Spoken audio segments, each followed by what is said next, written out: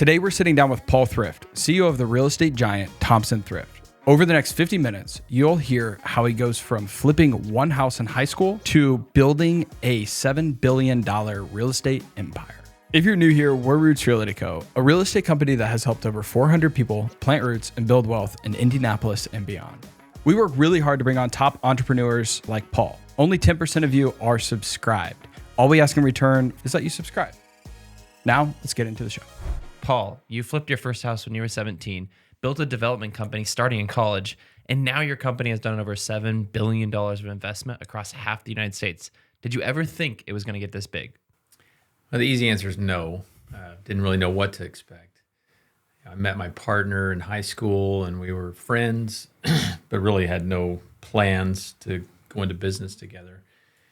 And really before I started university, we were talking. He'd been working with his dad. He graduated a year before I did. And that summer, we bought a repossessed home together. And that began what's now been a 40-year partnership, 40-year journey. But it really didn't begin as some business plan or here's what we're going to try to accomplish. We were just trying to pay our way through school. We were entrepreneurial, ambitious. So pretty soon we had big aspirations and thoughts and dreams.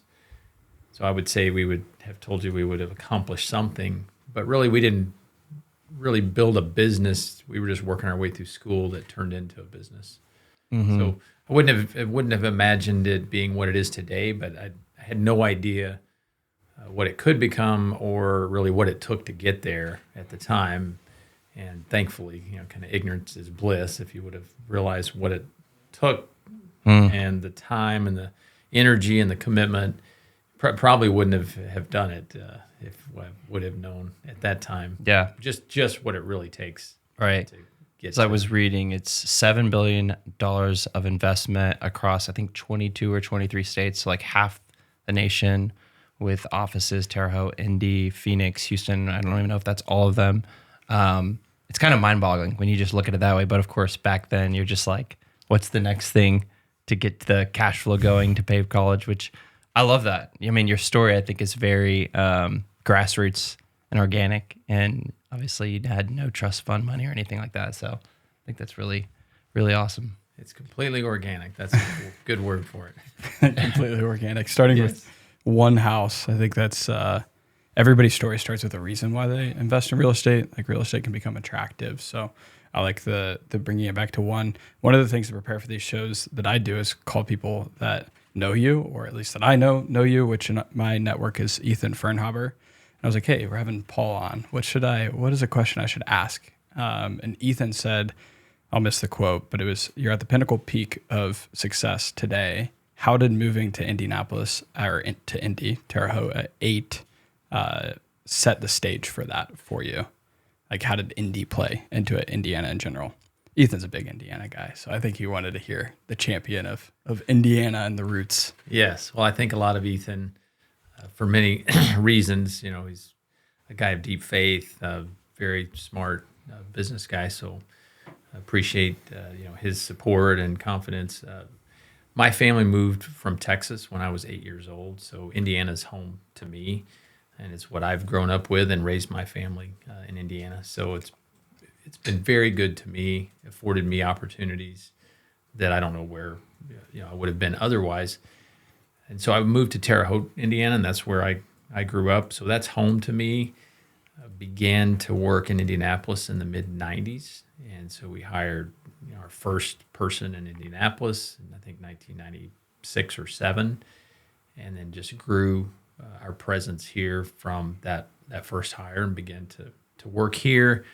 And then really sourced our team and talent here on our development side, while we still have a good-sized presence and a great team in Terre Haute that has been there a long time. We've grown our office here. I think we have right at about 200 people here in Indianapolis. So Indiana, I think, is very stable. It's very steady, a lot of opportunity, friendly as far as supportive in that way. So people that you talk to, or I've had so many people in my path and in my life that have supported, given opportunity, kind of shown the way. And so I think that's what you get in the Midwest, Indiana particularly, is that supportive environment. So it's been a great place for me to grow up and to raise a family and to start a business. I think if you're not like integrated into Indiana, you don't appreciate the network that exists here and how easily accessible it is to just meet and learn from others. You don't have that. And like, if I think of New York, there's so many people, it's so congested to just try to meet people.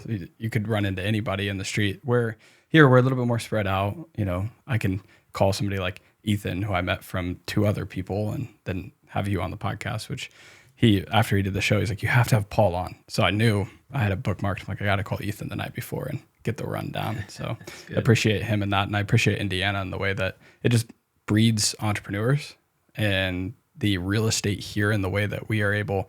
Maybe we can talk a little bit on investment for real estate specifically. How do you feel Indiana stacks up against like its other competitors in the Midwest from a real estate lens? So there's 2 aspects that come to mind when I think about that question. One is investing here and developing real estate in Indiana, which really only less than 10% of our business is conducted in Indiana. We go out throughout the country and develop and support that here from Terre Haute and Indianapolis. We have other offices, but our primary route and team is here in Indiana. So we don't only about 10% or less of our volume is here. It's a great place to develop. It's very friendly compared to many other environments that we develop in as far as entitlement, financing, understanding the market, the stability of the market, and so on. So it's a great place to do business, great place to invest. If I had my druthers, we would only invest here. Yeah. But for our growth trajectory and aspirations, that won't support that type of volume.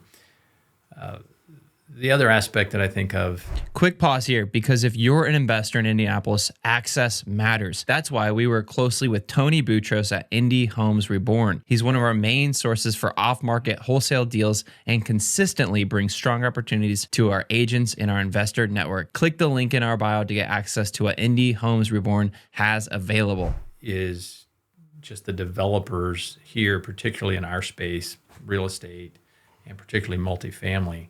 We punch way above our weight when it comes to the number of developers, high quality developers, and they're our peers. I don't look at them as competitors, but friends, peers. We punch way above our weight with developers that are located here in Indianapolis and develop throughout the country and throughout the U.S. And so we definitely have been a breeding ground for high quality developers that have gone out and really done a lot of volume across the country and continue to. Yeah, I always joke there's got to be something in the water, or I think it's, we had Tad Miller on the podcast. Like, you look at just Millhouse, TWG, of course, you guys, and there's like such a high per capita volume of developers. Do you know why that is? Like, everyone's just like noticing this. Is it? And I was just speculating, is it because it's easier to like get your first house here and then buy that duplex and then all of a sudden it balloons into something, or is there another reason you think that is? Well, I'm sure it's multifaceted. One thing is kind of the principle of clustering, where you get, you see it, you visualize it, or somebody works with somebody or for somebody, they branch out.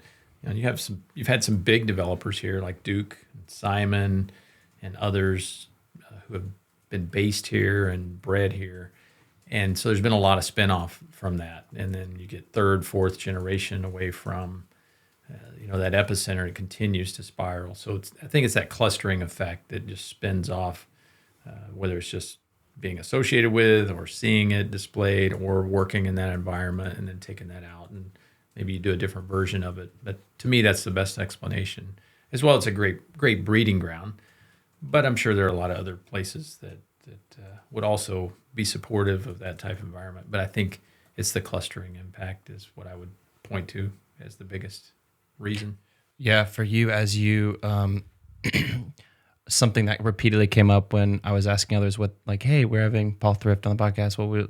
what would you love to hear about? A lot of people, I think, wanted to know as you're developing something, and I know we're gonna get back to your story, so I know kind of jumping all over the place here, but as you were institutionalizing Thompson and Thrift, to the point where it's like not you doing everything and hiring and building a team, were there mentors, or was it books, or was it podcasts? What was the playbook that you were running, or did you just somehow providentially just make the right decisions? And was it the Simons and those other people around that like helped inform that playbook? Just curious how you made those decisions as you were getting to scale. So I've used a word to describe our journey more than any other word, and you just used it as providence. God opened doors that we never could have imagined or even there, and had no way of knowing where they would lead. And so I really believe that it's been a journey of God just opening and paving a way for us, and we were faithful to work hard and take those opportunities and walk through them. He doesn't just give it to you and serve it up on a platter. But I think that we wouldn't have known and wouldn't have even had fathomed where we could have gone with it without God and His providence opening doors. So that's the first thing. I did not major in real estate and major in finance. Didn't go to work for another developer. So that was not my journey. If I was counseling my son or others, I would say, go straight to work for one of these developers, learn the ropes, understand best practices and how it works, how this all goes together. That would be my counsel. But I didn't know that to tell my 17-year-old self that, that's the journey. Well, I think it worked out. But yeah, through a lot of hard knocks and it's almost like the character development of mowing the grass at the first flip, doing the carpet. Like, I don't know if that was more important than the technical knowledge on this first property.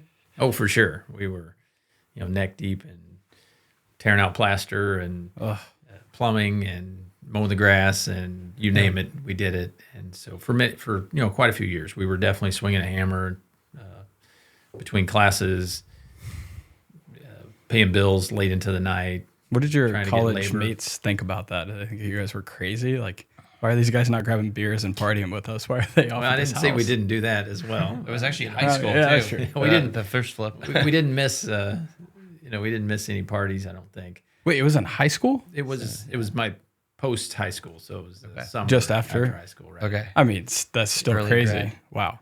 And then that transitioned into what? Student housing from there?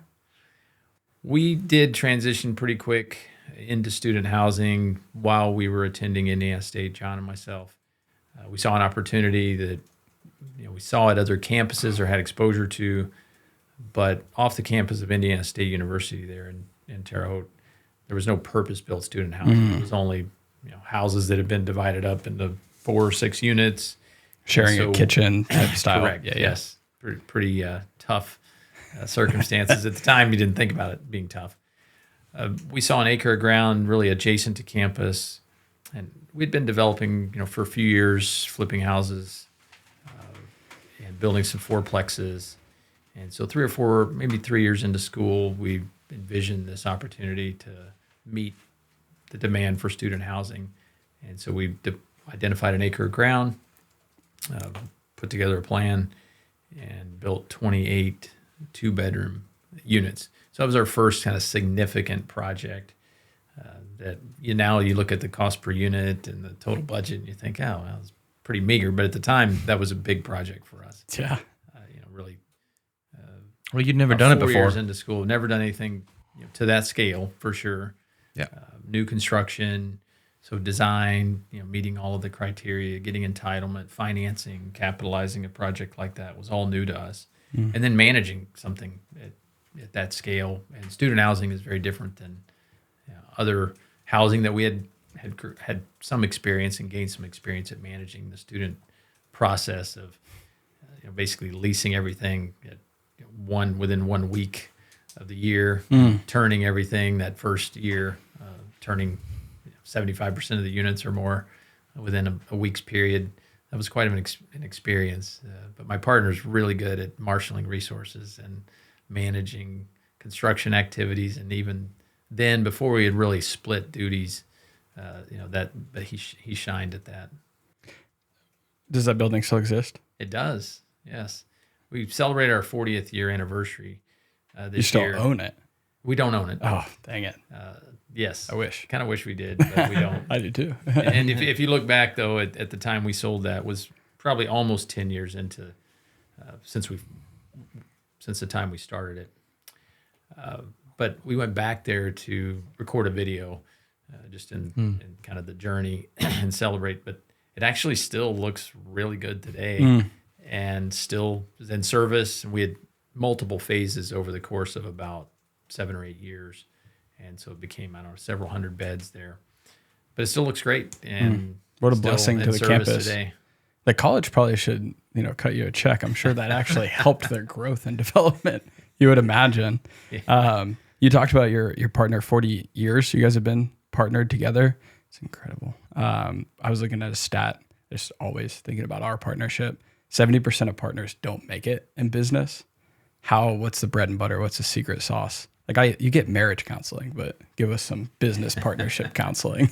Yes, great question. Looking back now, you can see that it is pretty unique, and I acknowledge that. And it's pretty rare to be partners for that long. For many years, I didn't really think that much about it because it's just the way we grew up, and it's all we knew. But really, as I look back, I can appreciate and acknowledge the uniqueness of it and the specialness of it. Really, I think it's several things. One is we went through this business the same stage of life, and so we didn't have a disparity of age or family status, or somebody's getting ready to retire, they want to go in. So we were marching through this kind of in the same season of life. We did not take on outside interests, which I think is another big reason. So we didn't have to worry about where your loyalties are or where you're spending your time. We were all in all the time, still to this day. Everything we've done is investing wise, everything you've bought together has been together. So we didn't have to worry about the conflict of interest in outside things. So I think that's been a big key. Pretty early on, we separated duties and migrated to the areas where we had strengths, and our strengths are not the same strengths. And certainly we all have weaknesses, and so they complement each other. We're very different people.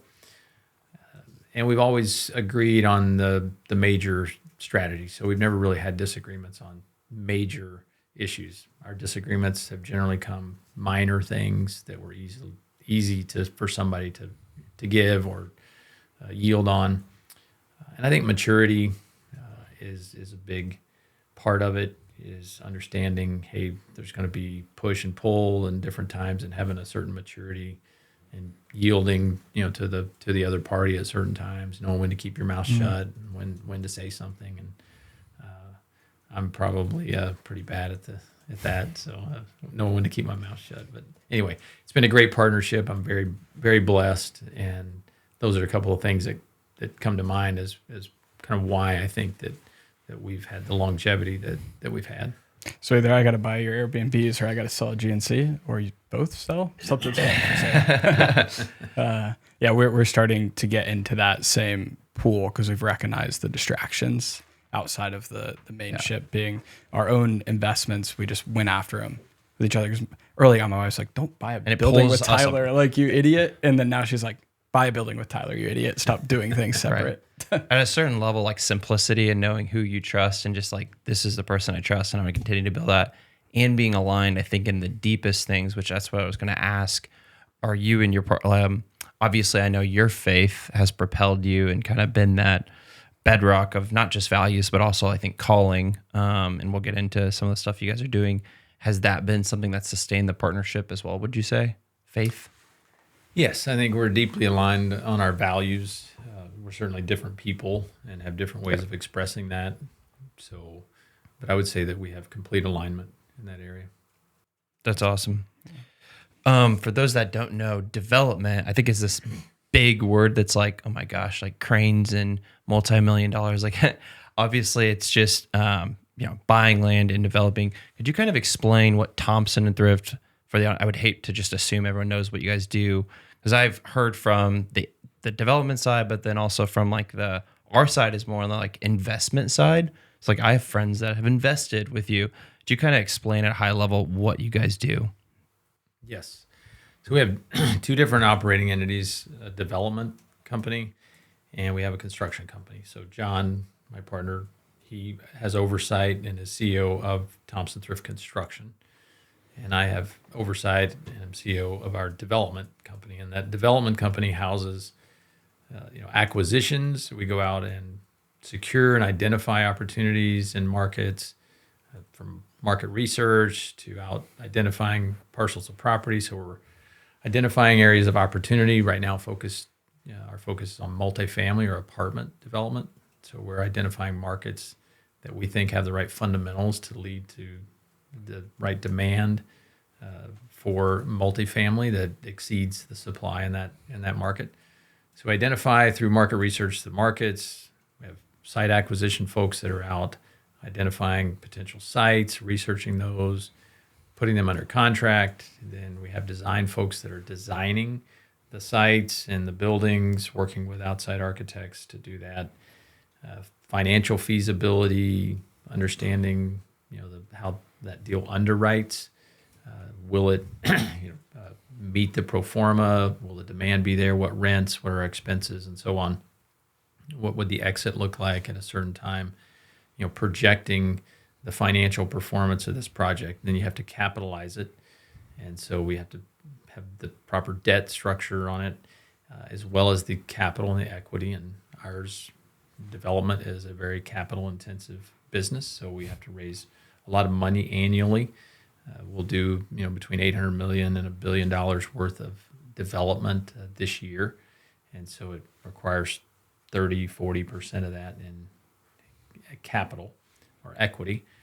So we raise that annually. We do that through a private network. So as you referenced, we have a lot of varying investors, mainly high net worth individuals, family offices, RA networks. And do these have to be accredited? They do. Okay. Yes. So okay. Requirement to be an accredited investor. So we syndicate or divide up, this equity raise into individual shares, and those are purchased by individuals across the country. We have about 1,100 different individual investors. So we have an investment management group or investor relations group that manages that activity and makes sure we have all the right reporting and customer service for our investors.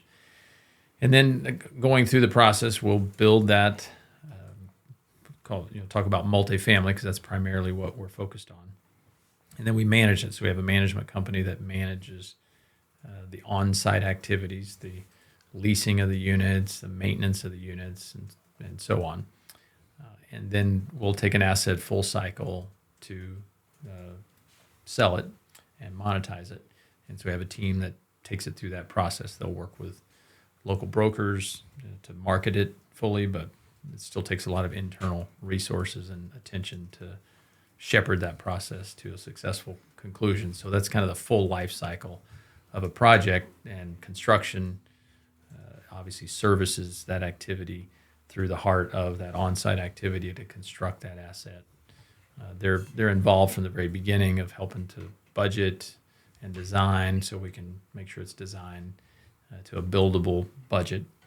And then our construction group will build that project and turn it over to property management. So that's the life cycle of a project. Typically, a life cycle of a project for us lasts about 5 years, about 2 years pre-start of construction, and about 3 years post-start of construction to build a community, to lease it, and then to exit that project. It's a highly sophisticated way to flip a piece of land, essentially, with thousands of people involved. Just an elongated process. Yeah. Right. We're like 3 to 5 week timelines in the residential space. It's like, and that teaches you patience because I've been there with that much shorter life cycle. Well, markets can change entirely during that time.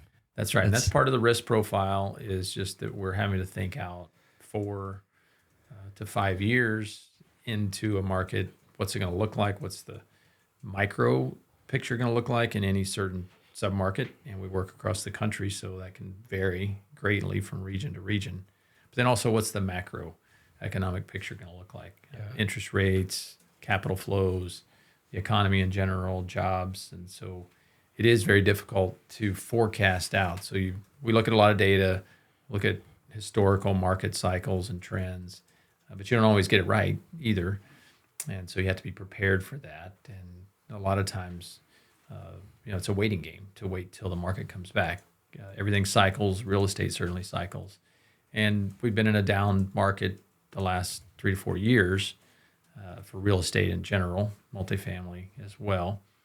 And so after a 12-year, very bull run post the GFC through 2022, when interest rates spiked post the COVID era of high inflation and high value growth and high rent growth, and we have a shortage of housing that was created from a decade of undersupply from 2010 to 2020. So it's been a dynamic, last couple of years, but we see that the market's entering a new cycle. And we're going to cycle right back over the next 3 to 4 years because we'll be undersupplied again. So on the horizon of looking back, over the last 30 or 40 years, you can see very distinct cycles. And we've been through a very kind of unusual period from March of 2020 till today. Yeah. Unusual is a great word. Yes. Yeah. What is some of those tough days? Anything big failures that have shaped the way that Thompson Thrift operates today? Well, certainly we've had our share of setbacks. You learn from those.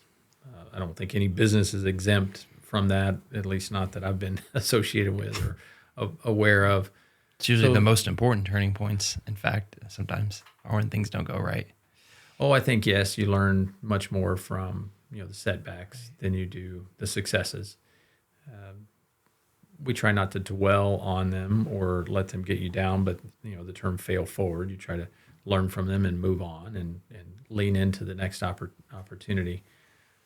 So there's been so many, just trying to pick out one. I'll pick something from the early days that I find kind of amusing, and hopefully you will as well. Early in our career, I think it was 93 or 4. So let's say we were 7 years into business together, and we were still experimenting with lots of different things.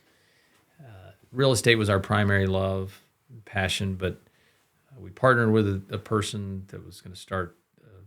Our vision was a chain of convenience stores. So we bought a lot, we built it. Of course, we were going to kind of focus on the real estate, and this outside partner was going to focus on operations.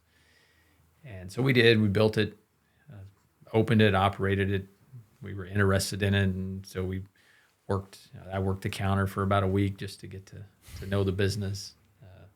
And very naive that I could even begin to understand it, but we didn't know any better. So that was a very transitional period for that business. Cigarettes, which you guys probably too young to understand, the change in the industry at that time went from being very commonplace. You made a lot of money in the convenience stores selling them to there's lawsuits and settlements and so on with the tobacco companies. Gas that you used to make margin on, you didn't. So long story shorter, we lost a lot of money, and we just continued to lose money. And I didn't realize you could lose so much in an operating business because you're just operating at a loss. It just keeps piling up.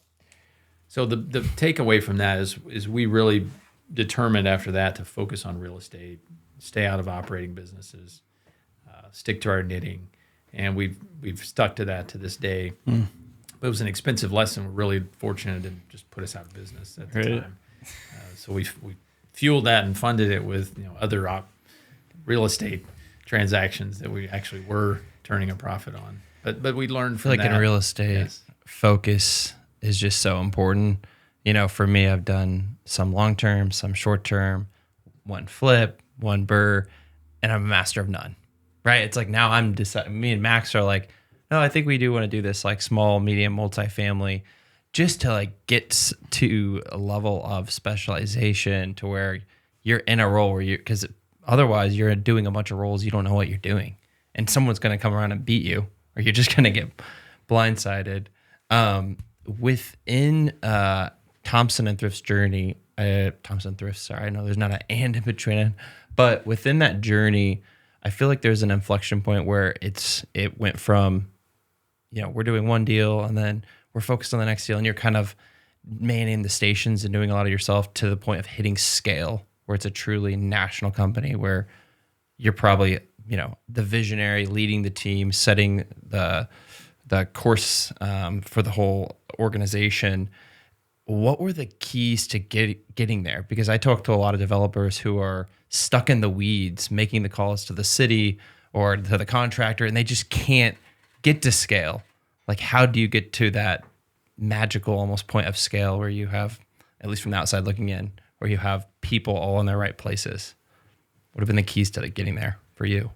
Well, it's certainly been a journey, not just one pivotal moment or one action to get you there. And there's been several stages to it. So, early years, then kind of, I would say the middle years for us, and then the more recent phase or season. So the biggest adjustment was probably about 20 years in, where we had some, scale to kind of a regional activity. We had a team in place. We weren't out doing every activity of the business, but we were still very hands-on, still command and control, dictating kind of every activity that went on, making the most important calls. Yeah, for sure.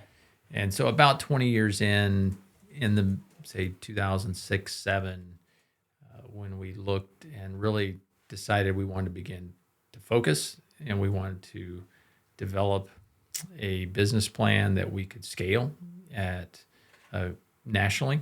And so that's when we developed the plan for the multifamily platform that we're operating today, and intently set out to build a national platform, multifamily development group focused on a certain prototypical unit model, focused on secondary markets, tertiary markets where we saw institutional capital really ignoring, but still had really good demand fundamentals.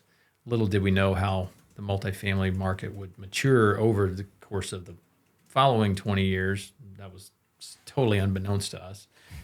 So many times I'd rather be lucky than good, or it's another sign of that providence timing that we had no idea of. But that's what we set out to do. And in that, we began to get serious about scaling.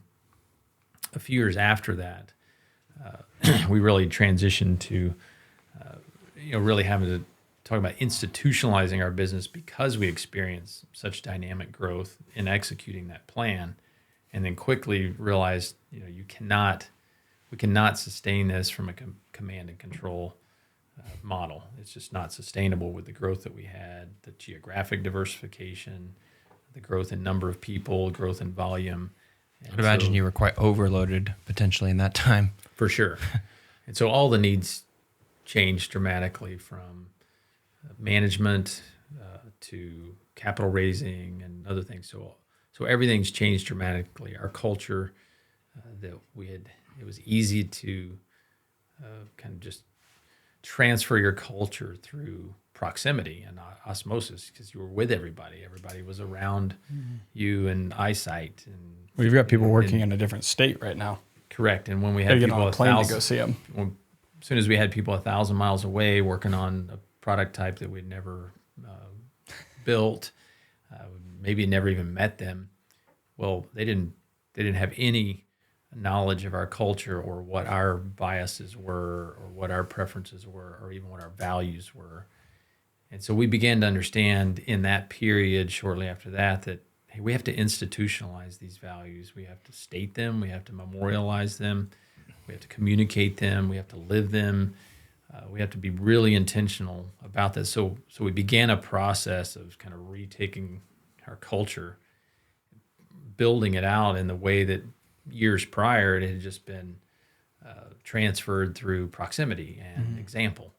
And now that wasn't good enough as we grew in number. And again, because I know a lot of people can recite your values, your core values. You had someone do that at your office when I visited. Yes. That was fun. Yes, I hope they can. and know they can, as a matter of fact. So, but we had to get real intentional about that. Yep. And we hadn't been intentional because we just didn't realize how that worked and the need for that and the benefit of that. And so as soon as we started seeing that, hey, we don't like what we become, we have no culture because the people out there in the hinterlands, they don't know what we're about. They were just hired to do a job. They're doing it, but yet they don't understand. So we began a journey that took a while. I think it takes longer to rebuild something and recapture than it does to build it, right from the beginning. And we just didn't know that. And like so many things in our journey, you've had to learn it by doing. Because again, I didn't go to work 10 years for a company and witness this in action and see it firsthand. I just had to experience it many times. You learn that when you're building your own business through trial and error. And you asked a question earlier about mentorship. I had many mentors, but really none that I dove in to have conversations like that. That more came from reading, outside examples and seeking out, specific counsel through books, biographies, or business books on those subjects that I would dive into and learn. So that's the way. So that's a little bit about our journey. And to go back to your question about scaling and institutionalizing. So it was through that journey that now it's been almost another 20 years of really institutionalizing our business. And we're in a totally different spot today than we were even 5 years ago when it comes to an executive structure, distributed leadership model, a shared governance model.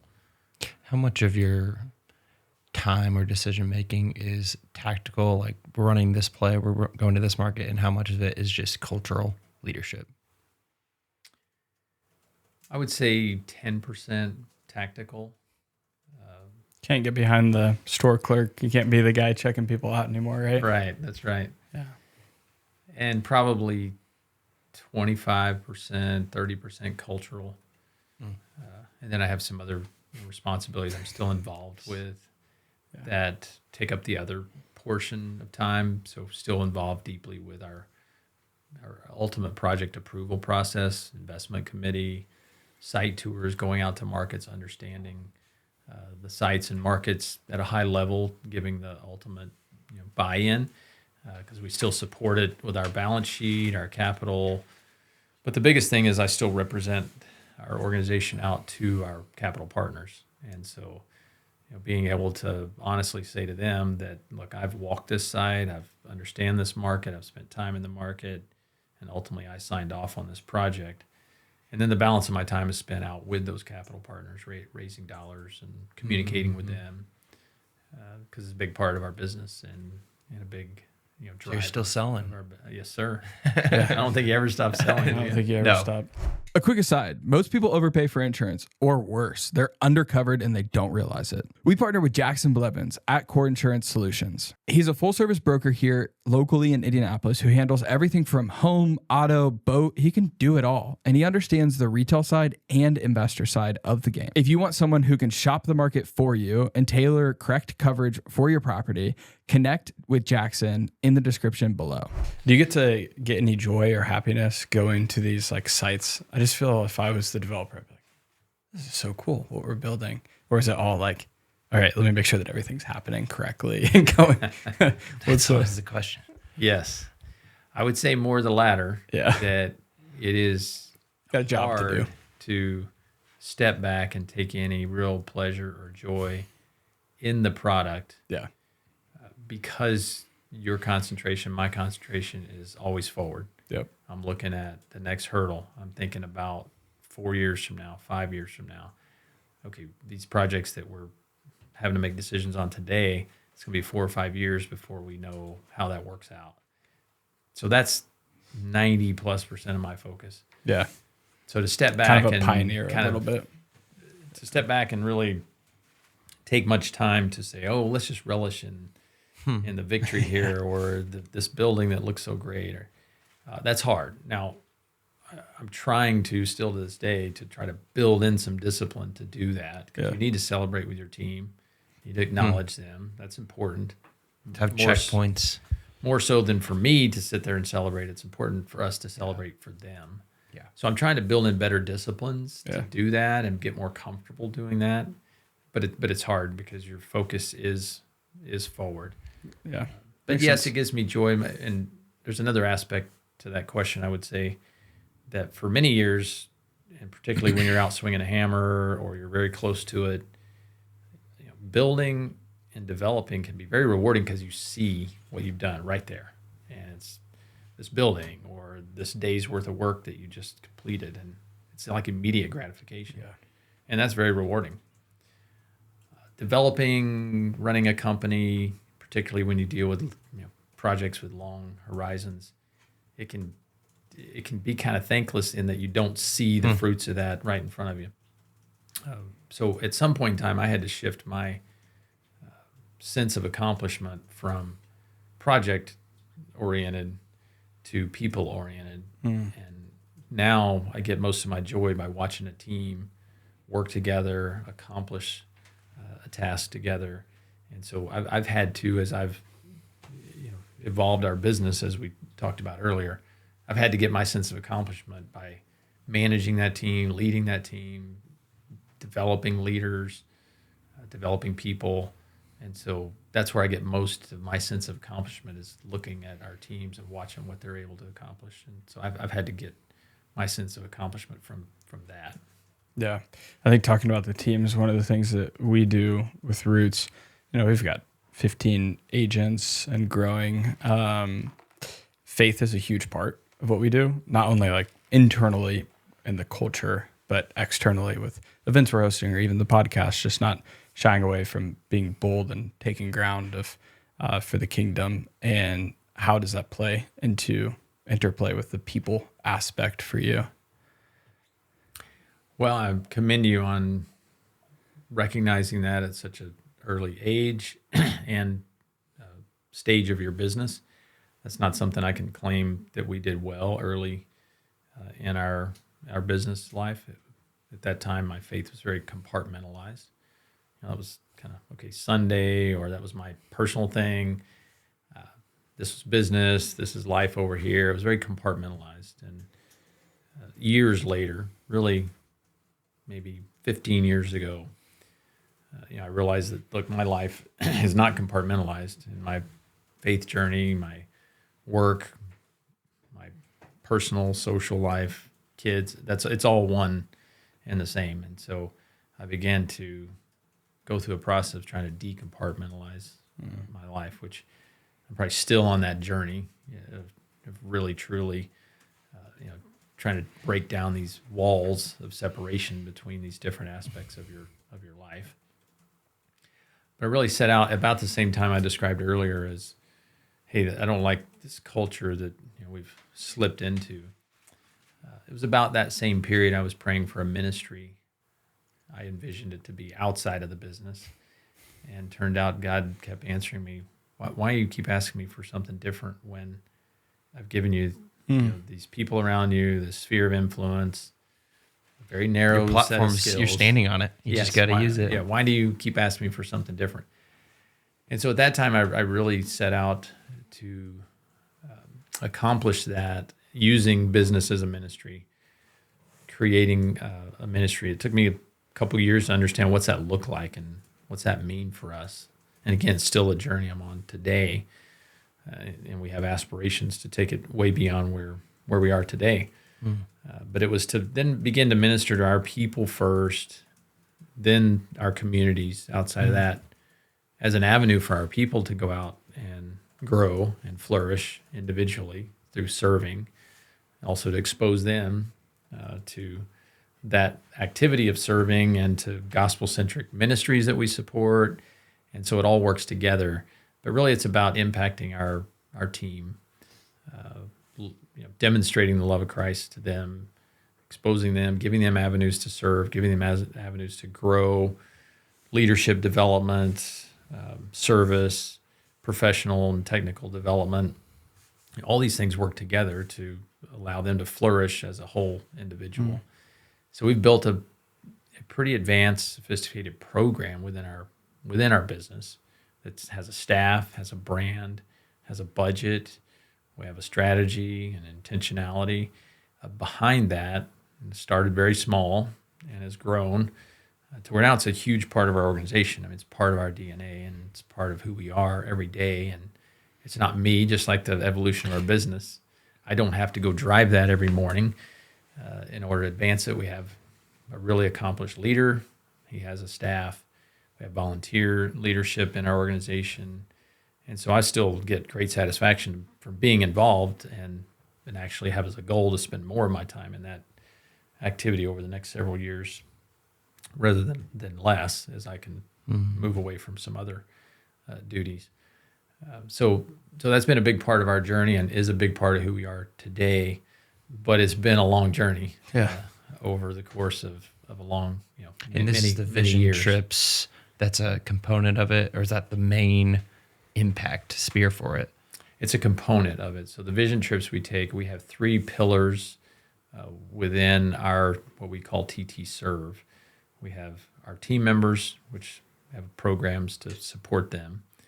And then we have community, which we have outside community service partners, which are gospel-centric organizations, ministries that have their own target client or people they're serving, and we just try to come alongside them, support them, while also giving our team members the opportunity to serve them and be involved.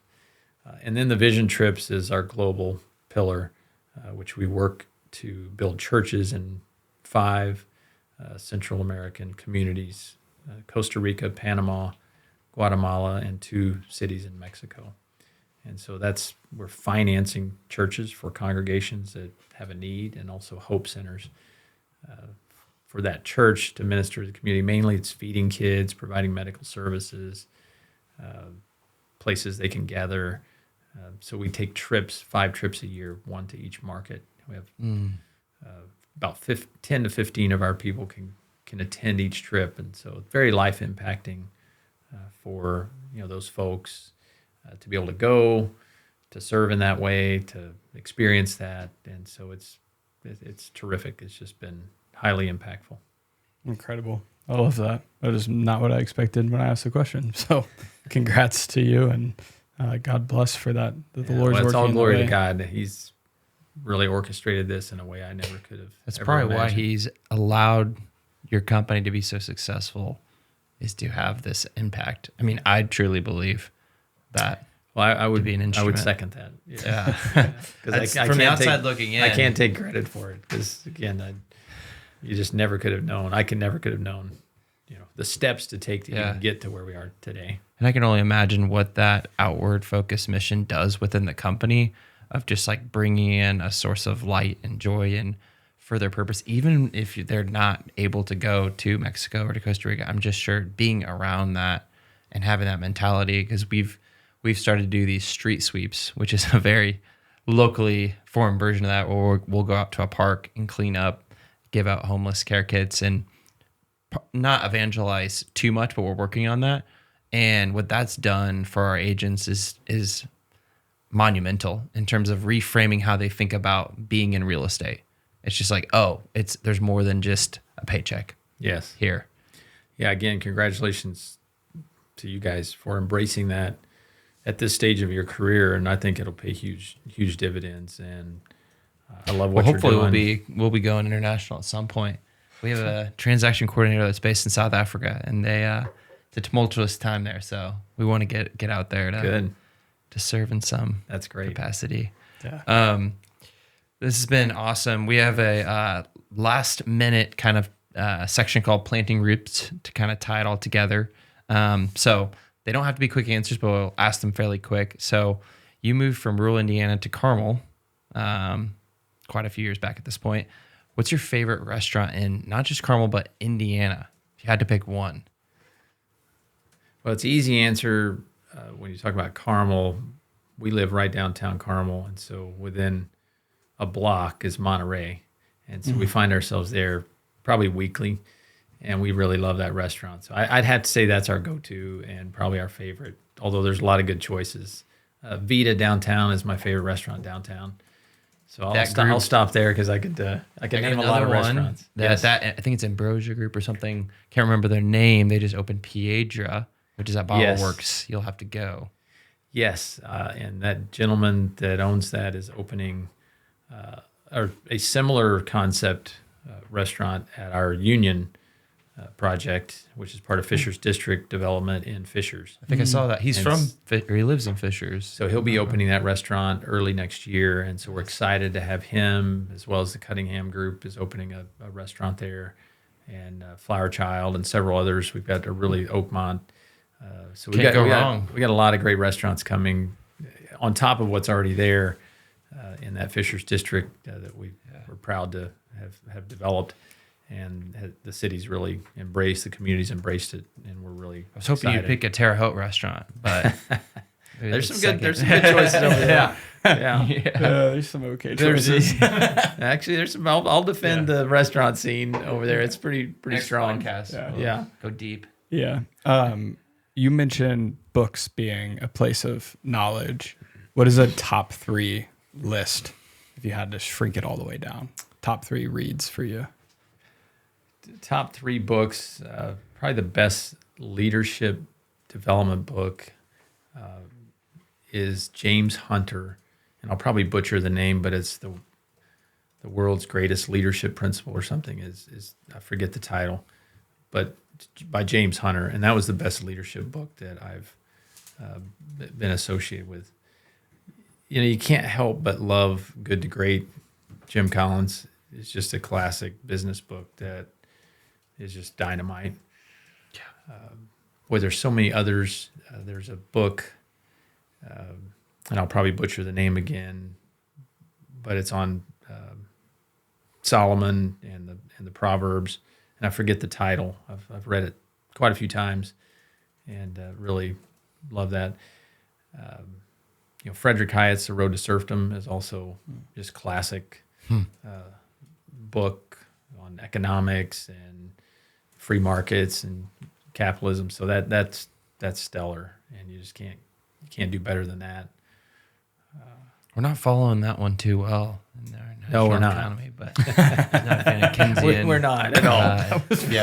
Stimulation of the Fed. We've gone quite Kinda a goes ways against that one, off but- track on that. That's Hey. exactly. So more people need to read that book for sure. Yeah, absolutely. Some sort of I leadership. think all the people in the private sector are reading it. It's the people in the public sector that are not.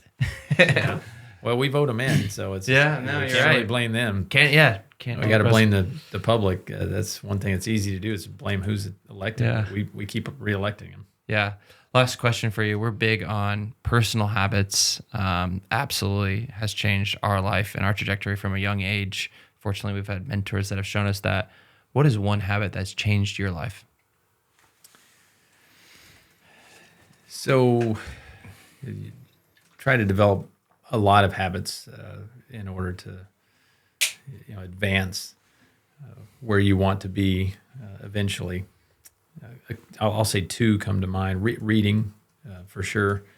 Trying to read and be in the Word, read Bible as well as books that are edifying, whether they be business books or personal growth books. So I think both of those, reading has been an important part, which seems to be more of a battle these days than it should be at my age.